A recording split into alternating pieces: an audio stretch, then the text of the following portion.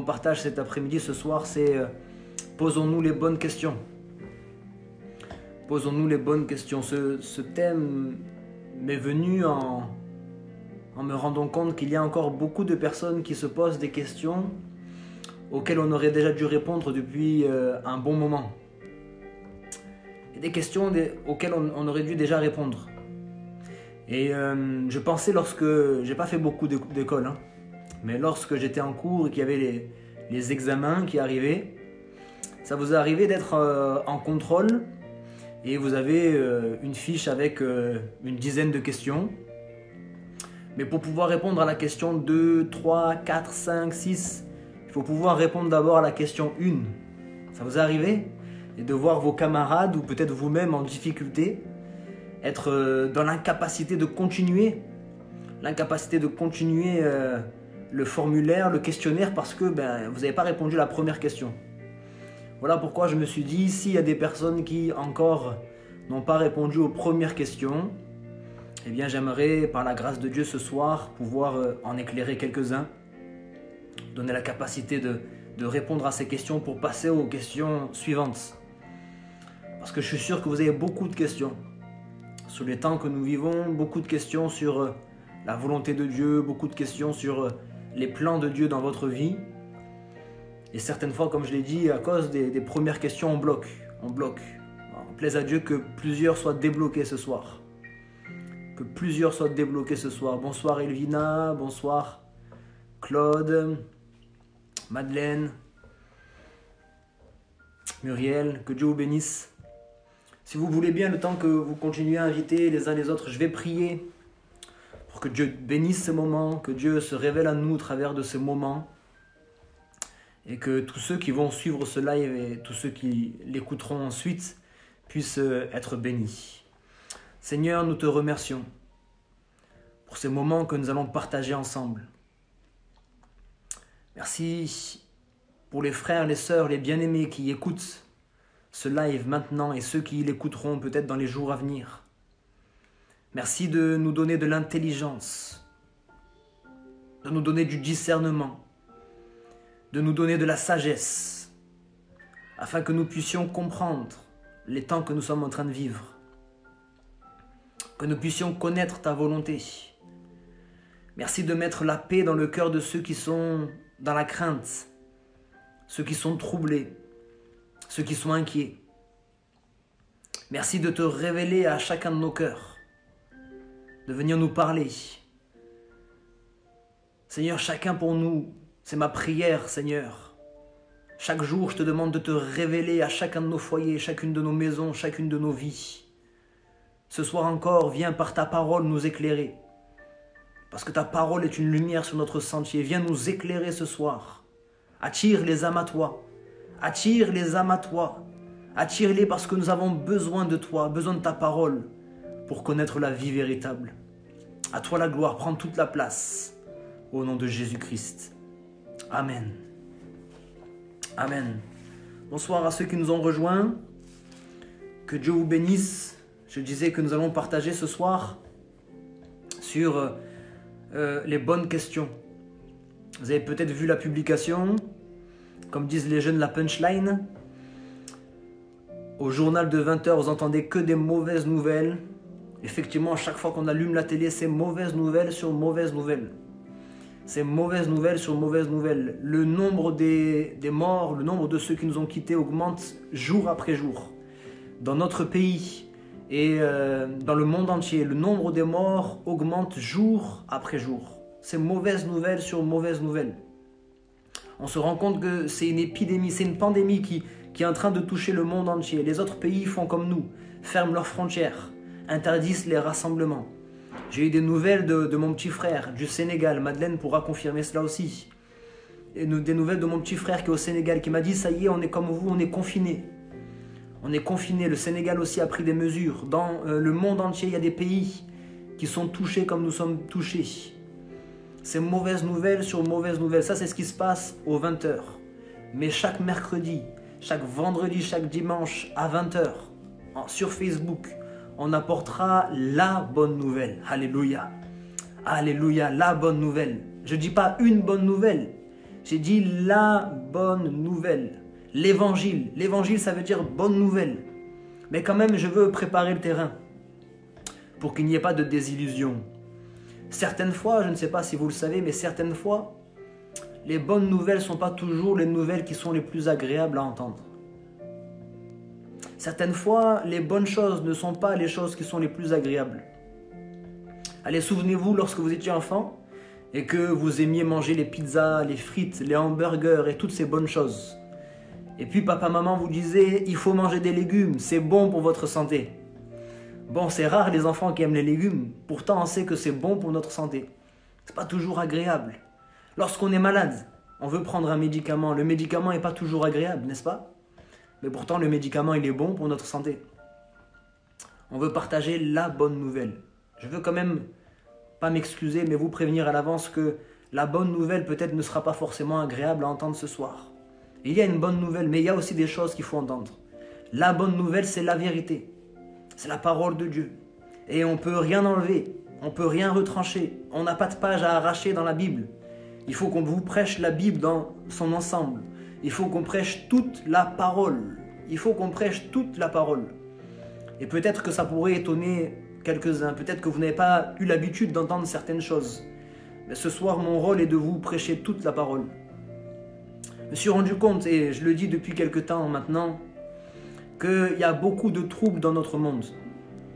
Beaucoup de questions qui se posent. Le monde entier est troublé. On ne sait plus qui croire. On ne sait plus quoi croire. On ne sait plus où donner de la tête. Chacun a sa théorie. On entend beaucoup parler ces derniers temps de la théorie du complot. Je ne vais pas alimenter ça ce soir. Mais il y a la théorie du complot. Est-ce que ce ne serait pas certains hommes puissants de ce monde qui auraient véritablement et volontairement créé ce virus? Il y a des indices qui sont là, datant de 2003, de 2015, de 2018 et de 2000, etc., etc. Il y a toutes sortes de choses qui sont là. Puis on se dit, mais il y a des indices qui sont là pour nous montrer. Et en même temps, on réfléchit. On se dit, mais s'ils étaient si intelligents, s'ils étaient si puissants, pourquoi ils auraient laissé des indices comme ça? Est-ce que ces indices-là ne font pas partie aussi de la manipulation? Et puis on tombe dans la paranoïa. On commence à réfléchir, surréfléchir, extra-réfléchir. On commence à tout faire. On perd la tête. On devient paranoïaque. On essaye de comprendre. On ne sait plus qui croire. On ne sait plus en quoi croire. On est perdu. On est troublé. Alors j'aimerais lire avec vous, s'il vous plaît, un court texte dans l'évangile de Jean, chapitre 9, du verset 1 jusqu'au verset 5. Évangile de Jean, chapitre 9, verset 1 au verset 5. J'espère que vous suivez avec moi à la maison. Jésus vit en passant un homme aveugle de naissance. Ses disciples lui firent cette question. Rabbi, ce qui veut dire maître, qui a péché, cet homme ou ses parents, pour qu'il soit né aveugle? Jésus répondit, ce n'est pas que lui ou ses parents aient péché, mais c'est afin que les œuvres de Dieu soient manifestées en lui. Il faut que je fasse, tandis qu'il est jour, les œuvres de celui qui m'a envoyé. La nuit vient où personne ne peut travailler. Pendant que je suis dans le monde, je suis la lumière du monde, à lui soit toute la gloire. Amen. Dans le texte que nous venons de lire, on voit une situation dramatique. Un homme qui est né aveugle. Tout le monde commence à crier au scandale. Tout le monde commence à crier à l'injustice. On cherche à avoir des réponses à nos questions. Je disais dernièrement dans une des vidéos que les questions ne sont pas mauvaises. Les questions sont bonnes, elles nous poussent vers Dieu. Encore faut-il poser les questions à la bonne personne et encore faut-il poser les bonnes questions. Oui, les questions sont bonnes, mais encore faut-il poser les bonnes questions. La question qui est là, c'est qui? À cause de qui? À cause de qui cet homme est né aveugle? On veut savoir. On veut savoir qui a tort. On veut savoir qui a raison. À cause de qui? À cause de qui? On essaye de comprendre en ce moment à cause de qui. À cause de qui le virus? Parce que l'homme a besoin de trouver un responsable. L'homme a besoin de trouver un responsable tant que ce n'est pas lui. Pourvu que ce ne soit pas lui. L'homme a besoin de trouver un responsable. Alors on est en train de rechercher. On est en train de se creuser la tête. On est en train d'essayer de comprendre. On est en train de se poser la question qui? À cause de qui le coronavirus? Est-ce que c'est à cause de certains hommes puissants de ce monde? Est-ce que c'est à cause des Chinois? Est-ce que c'est à cause des évangéliques? Est-ce que c'est à cause de ci, à cause de ça? Si on veut aller plus en profondeur, est-ce que c'est à cause du diable? Est-ce que c'est à cause de Dieu? À cause de qui? Ça, c'est le premier qui. Et ensuite, il y a le deuxième qui. Qui a raison, qui a tort? On vient devant Jésus avec deux théories.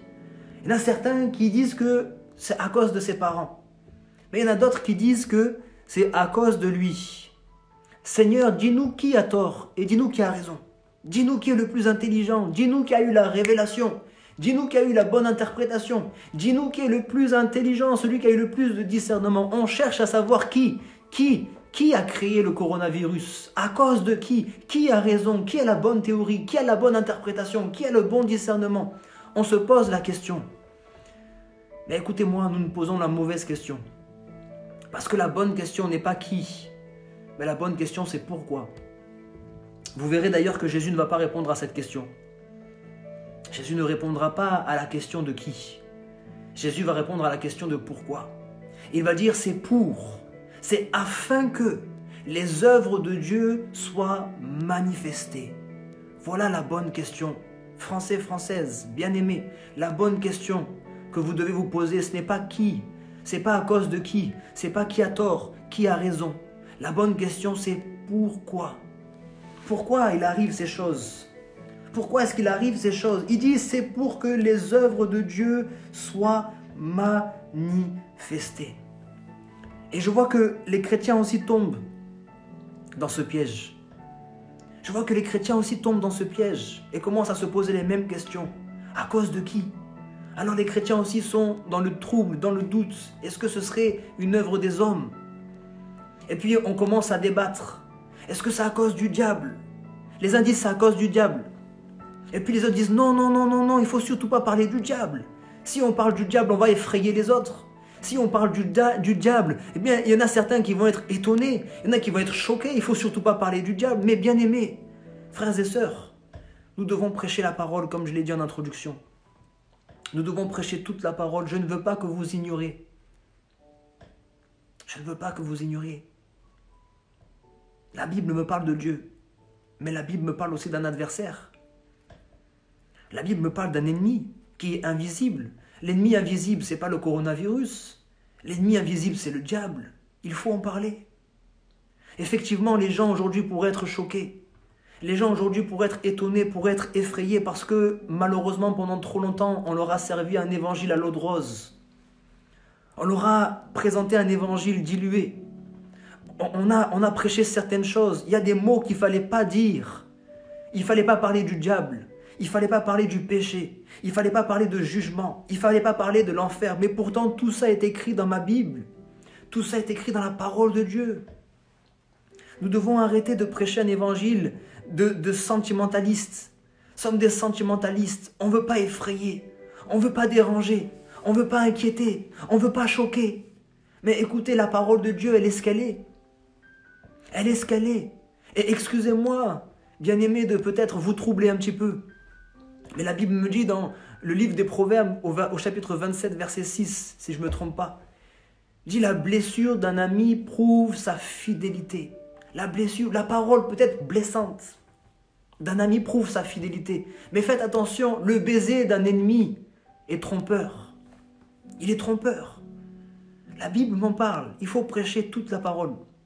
Je cite souvent ce texte. Je dis, le peuple périt faute de connaissance, parce qu'il lui manque la connaissance. Et comment le peuple peut-il avoir la connaissance si nous ne lui prêchons pas toute la parole? Toute la parole. Il y en a qui disent c'est le diable. Alors les deuxièmes ils disent non, non, il ne faut pas parler du diable. Et les deuxièmes, qu'est-ce qu'ils disent? Ils disent c'est Dieu. Les deuxièmes disent c'est Dieu. Et puis les premiers disent non, il ne faut pas dire que c'est Dieu, ça ne va pas. Il ne faut pas mettre Dieu dans l'histoire. Dieu est amour. Dieu n'apporte pas de jugement. Dieu est amour. Pasteur, c'est pas sage. Quand tu dis dans tes vidéos qu'il est possible qu'il y ait un jugement sur la terre, c'est pas sage de dire ça. Les gens ne vont pas apprécier Dieu. Il faut qu'on parle de Dieu, mais il faut que les gens apprécient Dieu. Écoute-moi. Mon frère, ma soeur, si tu réagis comme ça, si tu raisonnes comme ça, tu te trompes. Je vais dire quelque chose, c'est que Dieu est Dieu. Il faut comprendre ça, Dieu est Dieu. Dieu n'existe pas pour être apprécié des hommes. Dieu existe pour être adoré par les hommes. Dieu n'existe pas pour être apprécié des hommes. Dieu est Dieu, il reste le même. Il ne change pas et il n'y a en lui aucun nombre de variations. Dieu n'existe pas pour être apprécié. D'ailleurs, s'il était apprécié des hommes, s'il était apprécié du cœur tortueux des hommes, du corps vicieux, du cœur méchant des hommes, il ne serait pas Dieu. Il a même dit de nous qui sommes ses serviteurs, nous qui sommes ses enfants. Il dit, si vous êtes appréciés par les hommes, vous ne serez pas appréciés par Dieu. Si vous êtes appréciés par Dieu, vous ne serez pas appréciés par les hommes. On veut pas parler de Dieu. On ne veut pas dire que Dieu est un Dieu de jugement. Mais Dieu est juste. Autant qu'il est bon, il est aussi bon qu'il est juste. On ne peut pas prêcher qu'une partie de la Bible. Il faut qu'on dise toute la vérité. Il faut qu'on dise toute la vérité. Excusez-moi de vous dire ces choses ce soir. On veut mettre Dieu en dehors de l'histoire. Écoutez, si vous voulez aller dans ce sens-là, que ce soit des hommes puissants de ce monde qui ont créé ce coronavirus, ou que ce soit le diable, je vais vous poser une question très simple. Est-ce que vous pensez vraiment que le diable ou n'importe quel homme dans ce monde peuvent faire quelque chose sans l'approbation de Dieu? Mon Dieu à moi est souverain. C'est le seul vrai Dieu. C'est le Dieu qui est au-dessus de tout. Il est souverain. Rien ne se passe, ni dans le ciel, ni sur la terre, ni sous la terre, sans qu'il donne son approbation. Rien. Il est au contrôle de toutes choses. Est-ce que vous pensez que les hommes, aussi puissants soient-ils sur cette terre, est-ce que vous pensez que le diable peut faire quoi que ce soit sans l'approbation de Dieu? Vous allez me répondre non. Donc si c'est Dieu qui a permis, allez lire Job. Allez voir comment ça s'est passé pour Job. Le diable est venu, c'est pas Dieu qui est venu tenter Job, c'est pas Dieu qui est venu frapper Job. C'est le diable effectivement, mais le diable a dû venir voir Dieu pour lui dire, mais est-ce que tu as vu ton serviteur Job? Dieu a dit, est-ce que tu as vu mon serviteur Job? Et le diable a voulu l'attaquer, le diable a voulu l'éprouver. Mais Dieu a dit, oui, mais dans une certaine mesure, je te donne une limite, tu n'iras pas plus loin que ça. Si je te dis non, tu feras rien du tout. Mais si je te dis oui, je te donne aussi des limites. Donc vous ne pouvez pas mettre Dieu en dehors de l'équation dans cette histoire. On veut coûte que coûte mettre Dieu en dehors de ça. Ah, parce qu'il ne faut pas choquer les gens. Il faut parler d'un Dieu d'amour, oui, mais il faut parler de Dieu comme il est. On ne va pas dépeindre Dieu comme les hommes veulent le voir. Non, il faut parler de Dieu comme il est. Et Dieu est un Dieu bon. Dieu est un Dieu d'amour, mais Dieu est un Dieu de justice aussi. Dieu est un Dieu qui a horreur le péché. Il ne peut pas laisser le péché s'accroître sans agir. Il n'y a que deux solutions. Voilà pourquoi j'ai dit ce soir, là, je veux prendre du temps juste pour répondre à ces questions. On ne peut pas aller plus loin dans le questionnaire. On ne peut pas répondre à la question 2, 3, 4, 5 tant qu'on n'a pas répondu à cette première question. Et il y en a qui sont encore bloqués à cette première question. La mauvaise. Qui? On s'en fiche de qui. Que ce soit les hommes ou le diable.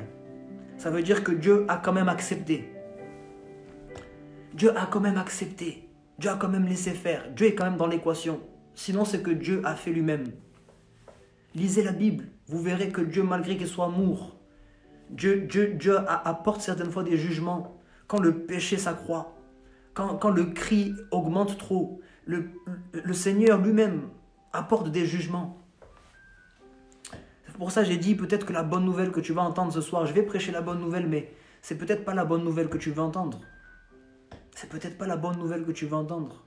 Je sais que il y a peut-être personne qui va écouter, en tout cas moins de monde. Je suis fatigué de prêcher, que l'on prêche un évangile dilué. Nous devons prêcher la parole comme elle est. Je ne dis pas ça pour regarder les hommes de haut. Je vous regarde de très bas. Je vous regarde de très bas parce que moi-même je ne suis qu'un homme. Je suis rien, je suis poussière. Moi-même je vous regarde de très bas. Je ne suis pas là pour vous dire que vous allez tous être jugés et puis je me plais à vous dire ça. C'est pas ça. Je vous avertis pour que notre peuple français en particulier, notre peuple français là, puisse se tourner vers Dieu à nouveau. Puisse abandonner ses voies. Puisse se tourner vers Dieu. Puisse abandonner son orgueil. Son orgueil qui est connu mondialement. L'orgueil des Français connu mondialement. Les Français rebelles, les Français orgueilleux, nous sommes connus, vous savez très bien, je ne vous apprends rien, nous sommes connus pour ça. Que nous puissions changer, qu'on se tourne vers Dieu. Qu'on se tourne vers Dieu, il faut qu'on se tourne vers Dieu. On a réglé ce problème de qui? Posons-nous la vraie question maintenant, le pourquoi. Le pourquoi. Je vous ai dit dernièrement que Dieu se révèle dans le Nouveau Testament comme un père. Comme un père. Voilà pourquoi je prêche aussi Dieu comme un père. Un Dieu d'amour. Cela n'est pas en contradiction avec ce que je viens de dire. Dieu est un père. Et je vous ai dit dernièrement, lorsque un de vos enfants se comporte mal, lorsque un des enfants là se comporte mal, vous êtes à un moment donné obligé, contraint, des fois même à contre-cœur, de prendre une décision. De dire pendant que tous tes camarades s'amusent pendant les vacances, toi tu vas rester 2 semaines enfermé à la maison. Pas que vous vous plaisez à voir votre enfant enfermé à la maison, mais parce que vous vous plaisez encore moins à le voir dehors à faire n'importe quoi. Il y a une décision à prendre. Dis non, tu vas rester à la maison parce que pendant ces 2 semaines-là, tu vas réfléchir.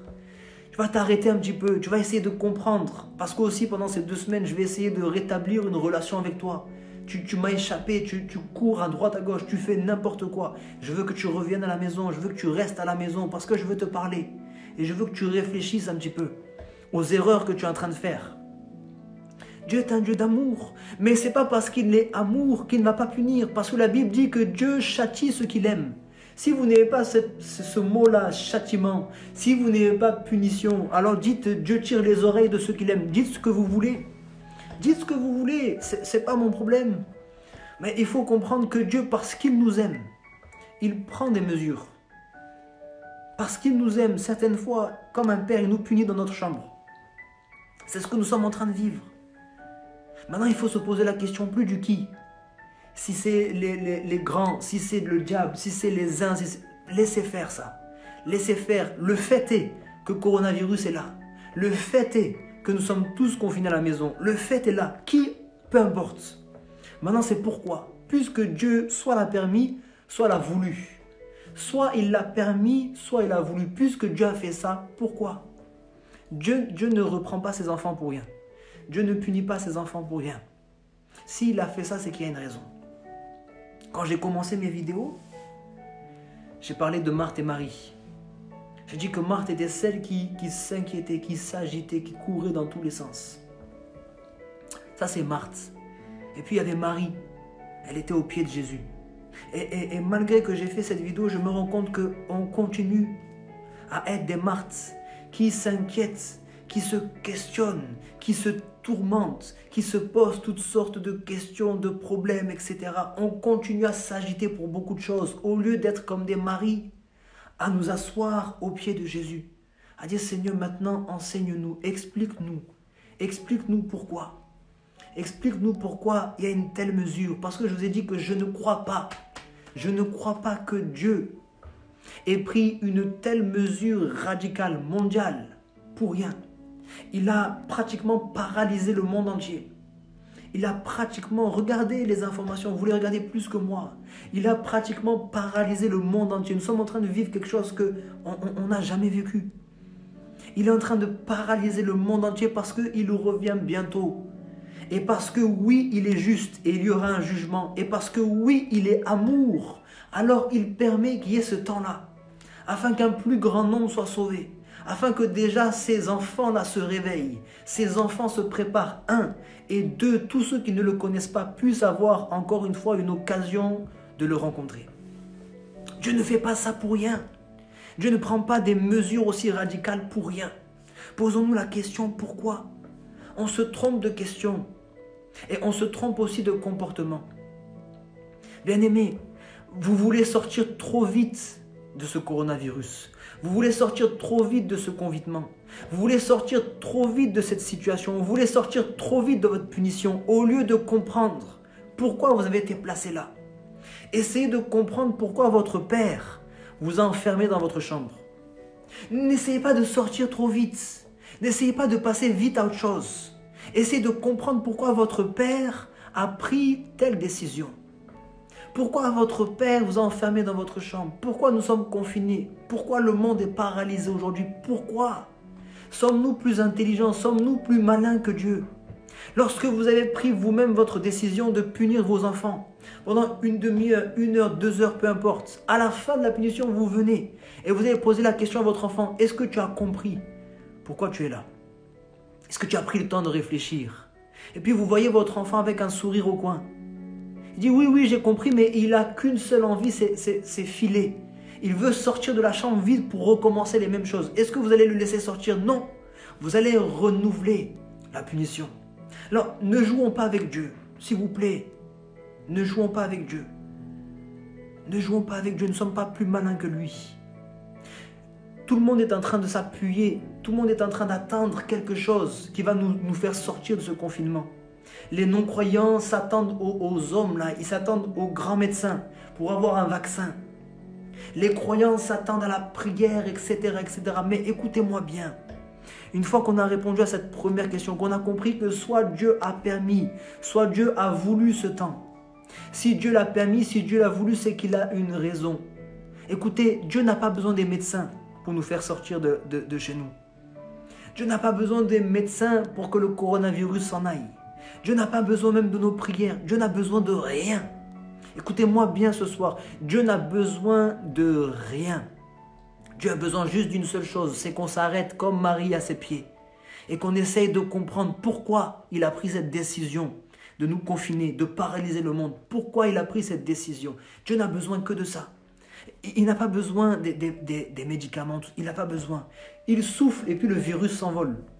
Il dit un mot et puis le virus meurt. Il dit un mot, un seul mot. Et tout s'arrête en un instant. Tout s'arrête en un instant. La guérison de tous les malades. Dit un seul mot. Mais il faut qu'on comprenne le pourquoi. N'essayons pas de sortir. L'homme n'aime pas l'épreuve. L'homme veut sortir vite de l'épreuve. Mais l'épreuve n'est pas toujours mauvaise. Vous savez ce qu'on est en train de faire quand on se pose les questions des qui, des pourquoi, lorsqu'on veut vite sortir du coronavirus? On est en train d'essayer de régler la conséquence au lieu de régler la cause. On est en train d'essayer de gérer les choses à la surface au lieu de les gérer à la source. On est en train de tous s'activer à éponger l'eau au lieu d'éteindre l'arrivée d'eau. C'est ce qu'on est en train de faire. Nous sommes en train d'éponger l'eau. On est en train de se fatiguer. On est en train de faire nos martes. On est en train de s'agiter dans toute la maison à éponger l'eau au lieu d'aller éteindre l'arrivée d'eau tout simplement. On ne règle pas le problème à une conséquence. On règle un problème à sa cause. À sa cause. Voilà pourquoi nous sommes en train de fixer les regards dans le mauvais côté, dans le mauvais sens. Nous sommes en train de tomber dans les ruses du diable. Le diable agit toujours comme ça. Quand il sait que Jésus est là, quand il sait que Jésus est là, la solution, le remède, le vaccin, la guérison, la délivrance, le salut, quand Jésus est là, le diable fait en sorte de créer un mouvement, de créer du bruit. Il fait en sorte de faire quelque chose pour que les regards se détournent. Et c'est ce qu'il est en train de faire. Au lieu de fixer nos regards, frères et sœurs, bien-aimés qui m'écoutez, au lieu de fixer vos regards vers Jésus, vous êtes en train de fixer vos regards vers les qui, les quoi, les comment.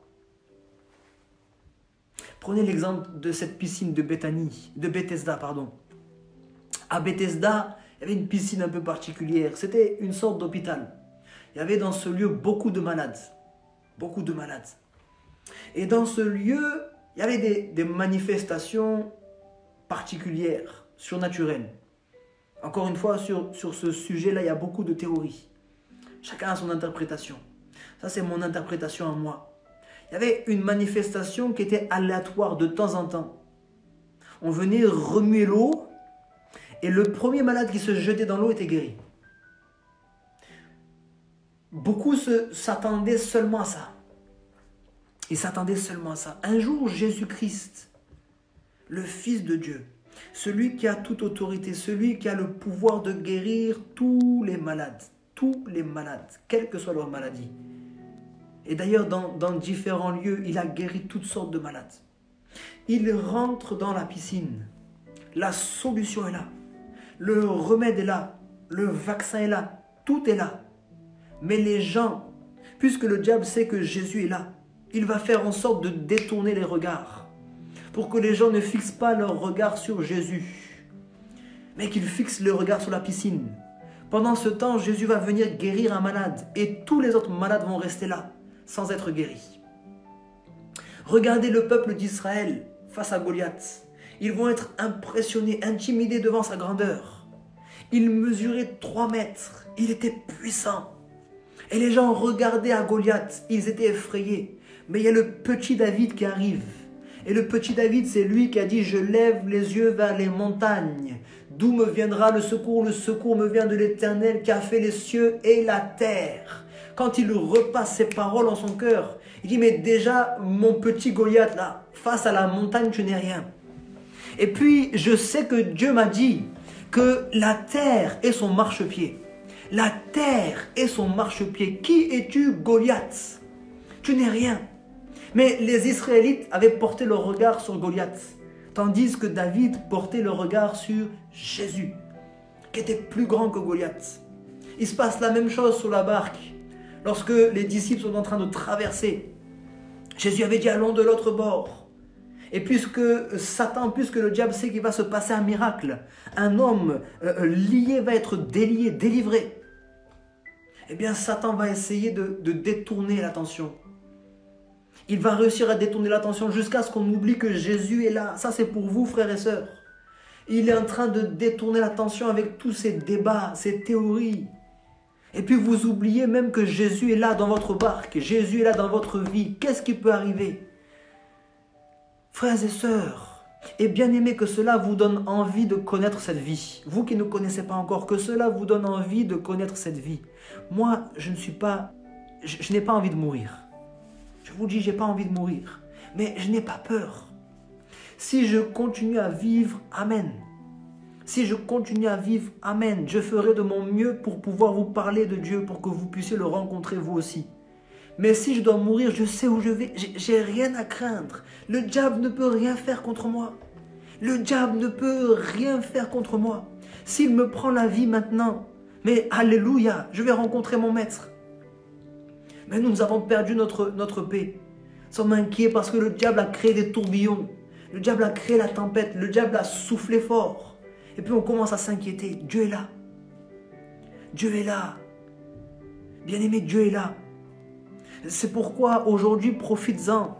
Que tout ce sur quoi tu t'appuyais s'est effondré. Profites-en pour t'appuyer sur Dieu seul.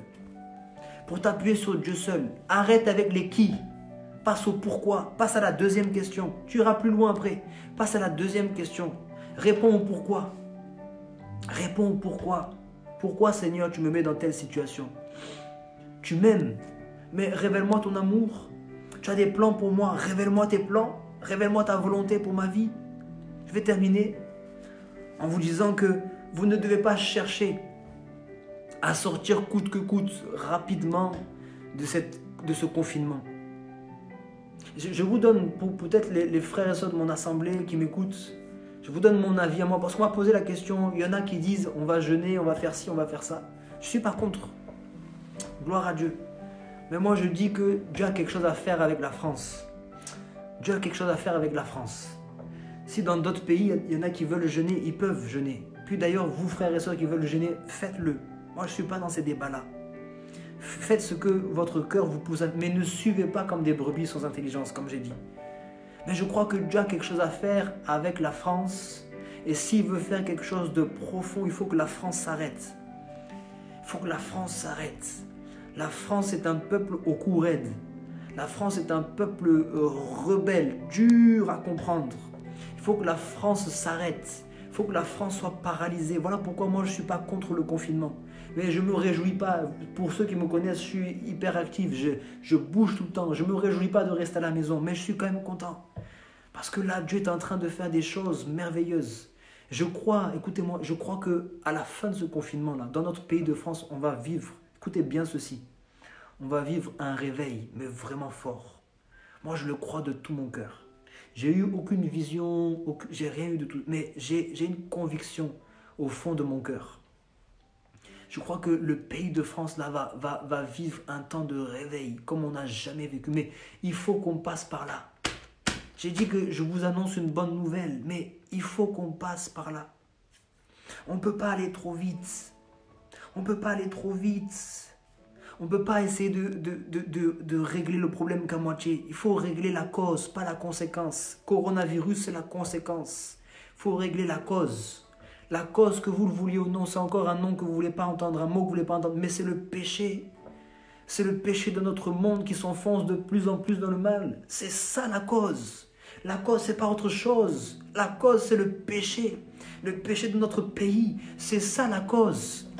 Si vous voulez régler les conséquences sans régler la cause, vous allez tourner en rond. Vous allez tourner en rond.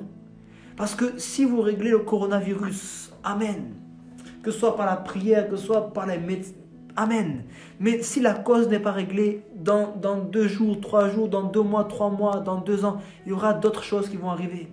Des catastrophes naturelles, d'autres épidémies, d'autres famines, il y aura d'autres choses.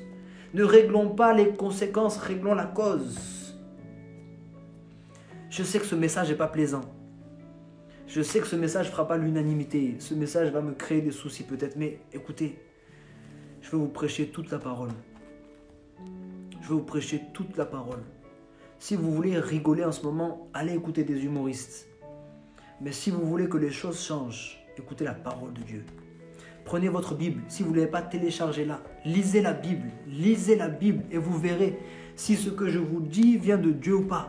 Si ça ne vient pas de Dieu, rejetez ça. Mais si ça vient de Dieu, alors il faut commencer à écouter. Il faut commencer à écouter, il faut commencer à se repentir, revoir notre position. Revoyons notre position. La bonne nouvelle, c'est qu'il y a une vie qui est possible. Vous pouvez, si vous recevez Jésus-Christ, maintenant dès ce soir, si vous recevez Jésus-Christ, si vous renoncez à votre orgueil, si vous renoncez à vos mauvaises pratiques, si vous renoncez à mettre votre confiance dans les hommes et toutes les choses d'ici-bas, si vous renoncez à l'occultisme et toutes ces choses, si vous vous tournez vers Dieu seul, en la personne de Jésus-Christ, si vous suivez le chemin de Jésus, vous allez connaître la vie véritable. Une vie éternelle, une vie de paix, une vie de joie. Voilà pourquoi vous entendez un homme ce soir qui est dans la paix. Je suis dans la même situation que vous. J'ai des proches qui sont malades. J'ai des proches qui sont âgés. Ma femme est enceinte. Ma fille, je vous ai dit, a eu un cancer. Elle est l'une des personnes les plus en danger. Mais je suis en paix. Je suis en paix. Pourquoi je suis en paix? Parce que j'ai mis ma confiance en Dieu. Quoi qu'il arrive. La seule chose qui peut me porter du chagrin aujourd'hui, c'est l'état de mon pays. C'est la seule chose qui m'empêche de dormir. Ce n'est pas le coronavirus. La seule chose qui m'empêche de dormir, c'est l'état de notre pays de France. Il faut que notre pays de France se repente. Il y en a certains qui vont écouter ce message, qui vont rigoler, qui vont couper la moitié, peu importe. Mais vous qui avez écouté jusqu'au bout, prenez du temps, encore une fois. Ne faites pas qu'écouter. Ne soyez pas des auditeurs oubliés. Ne faites pas qu'écouter. Ne passez pas d'un live à un autre. Après ce live, prenez du temps. S'il vous plaît, prenez du temps avec Dieu. Avec Dieu, prenez du temps avec Dieu. Les temps que nous vivons sont des temps vraiment importants. Je vous dis qu'à la sortie de ces 40 jours, je vous avais dit 40 jours, non? Je ne suis pas prophète, mais je vous avais dit 40 jours. Et l'État a commencé à dire, on va allonger, en tout 6 semaines. En tout 6 semaines. 42 jours. On va passer 40 jours. Au minimum 40 jours. À la fin de ces 40 jours-là, même le président a dit ce sera plus pareil. Même le président a dit, sans même qu'il sache, il a dit ce sera plus pareil. Mais il faut qu'on puisse vraiment prendre ce temps au sérieux. N'essayez pas de sortir de la chambre. N'essayez pas de sortir de la punition trop rapidement. Arrêtez-vous. Comprenez pourquoi papa a fait ça. Pourquoi votre père a fait ça. Et vous verrez. Tournez-vous vers Dieu et vous aurez la vie. Tournez-vous vers Dieu et vous aurez la vie. Que Dieu vous bénisse abondamment. On va se retrouver vendredi soir pour partager encore la parole de Dieu. Et je prie pour que d'ici là, chacun puisse rencontrer le Seigneur. Amen. En Dieu nous croyons, confiants.